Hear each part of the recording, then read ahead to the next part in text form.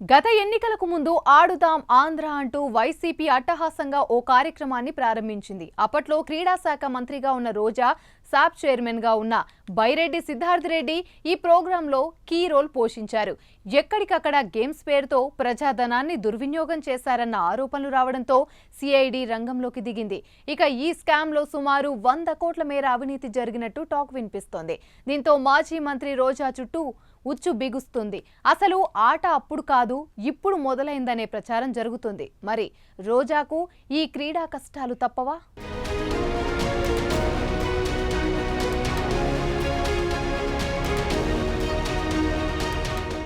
మాజీ మంత్రి రోజా చుట్టూ ఉచ్చు బిగుస్తోందా? ఆమెపై త్వరలో సిఐడి విచారణ ప్రారంభం కానుందా? ఆడుదాం ఆంధ్ర కార్యక్రమంలో 100 కోట్ల రూపాయల స్కామ్ జరిగిందా? దీనిపైనే ప్రభుత్వం దృష్టి పెట్టిందా అంటే అవుననే సమాధానం వినిపిస్తోంది.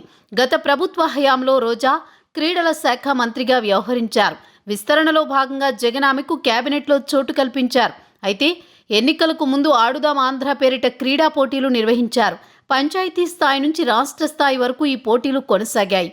అయితే అడుగడుగున అవినీతి జరిగినట్లు ఆరోపణలున్నాయి. ఇప్పుడు ప్రభుత్వం మారడంతో ఈ విషయం బయటపడింది. దీనిపై ఏపీ సిఐడికి ఫిర్యాదులు వెల్లువెత్తుతున్నాయి. ముఖ్యంగా వివిధ క్రీడా సంఘాల ప్రతినిధులు ఫిర్యాదు చేస్తున్నారు.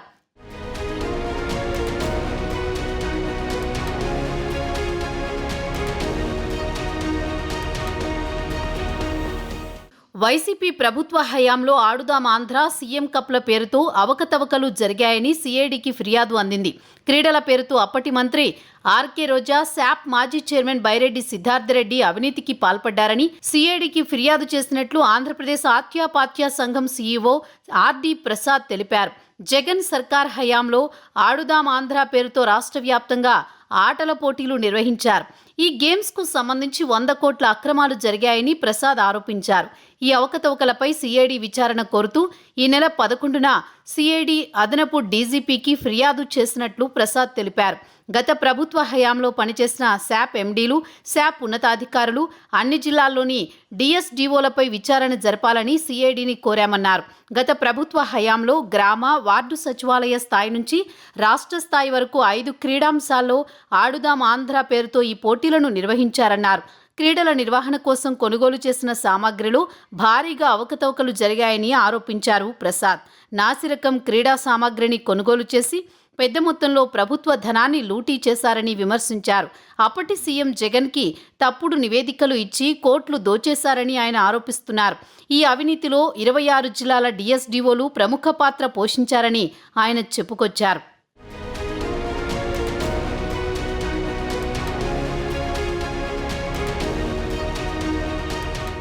వైసీపీ ప్రభుత్వంలో క్రీడల శాఖ మంత్రిగా ఆర్కే రోజా, శాప్ చైర్మన్గా బైరెడ్డి సిద్ధార్థ్ రెడ్డి వ్యవహరిస్తుండేవారు. ఈ ఇద్దరు నేతలు వివాదాస్పదులే. నోరు తెరిస్తే చంద్రబాబుతో పాటు లోకేష్పై విరుచుకు పడేవారు. పవన్ను సైతం విడిచిపెట్టేవారు కాదు. అయితే సరిగ్గా సంక్రాంతికి ముందు ఆడుదాం ఆంధ్ర క్రీడా పోటీలకు శ్రీకారం చుట్టారు. క్రికెట్ నుంచి పలు క్రీడా పోటీలు నిర్వహించారు.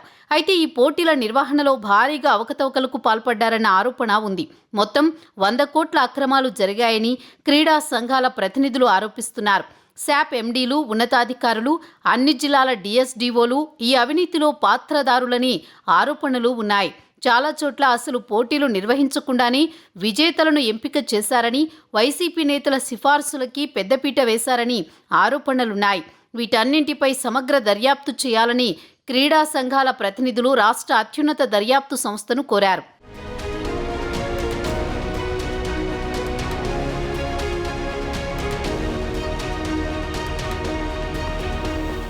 మరోవైపు క్రీడా కోటా ద్వారా ఉన్నత విద్యా ప్రవేశాలకు సంబంధించి అవకతవకలు జరిగాయని కూడా ఆరోపణలు వస్తున్నాయి. మెడికల్, ఇంజనీరింగ్, ట్రిపుల్-ఐటీ ప్రవేశాలకు సంబంధించి స్పోర్ట్స్ కోటాను పరిగణలోకి తీసుకుంటారు. దీంతో వైసీపీ నేతల సిఫార్సులు ఉన్నవారికి స్పోర్ట్స్ కోటా కింద రిజర్వేషన్ కల్పించారని, ఆ కోటాతో చాలామంది ఉన్నత విద్యా ప్రవేశాలు పొందారని ఫిర్యాదులు ఉన్నాయి. ముఖ్యంగా క్రీడల శాఖ మంత్రిగా మంత్రి రోజా అనేక అవకతవకల్లో సూత్రధారిగా ఉన్నారని, శాప్ మాజీ చైర్మన్ బైరెడ్డి సిద్ధార్థ్ రెడ్డి హస్తం కూడా ఉందని ప్రచారం జరుగుతోంది. వైసీపీ హయాంలో ఆ ఇద్దరు నేతలు దూకుడు స్వభావంతో ఉండడం, చంద్రబాబుపై అనుచిత వ్యాఖ్యలు చేసి ఉండడంతో వారి చుట్టూ ఉచ్చు బిగిస్తున్నట్లు సమాచారం. క్రీడా సంఘాల ప్రతినిధుల ఫిర్యాదులను సిఐడి సీరియస్గా తీసుకుందని, త్వరలో కేసులు నమోదు చేసే అవకాశం ఉందని ప్రచారం జరుగుతోంది. మరి ఏం జరుగుతుందో చూడాలి.